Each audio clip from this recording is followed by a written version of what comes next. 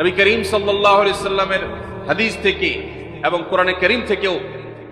27টি আমলের কথা আপনাদের সঙ্গে শেয়ার করব ইনশাআল্লাহ, যার সবগুলোই রমাদানের জন্য স্পেশাল, তবে অনেকগুলো রমজানের বাইরের সময়ও আমাদের পালনীয় এবং করণীয়। এক নজরে 27টি আমল আপনাদেরকে বলে দিচ্ছি। নাম্বার 1 চাঁদ দেখা, নাম্বার 2 রোজা রাখা, নাম্বার 3 তারাবির নামাজ আদায় করা, নাম্বার 4 সাহরি খাওয়া, 5 নম্বর আমল হলো শেষ সময় সাহরি খাওয়া, 6 নম্বর আমল হলো ইফতার করা, 7 নম্বর আমল হলো তাড়াতাড়ি ইফতার করা,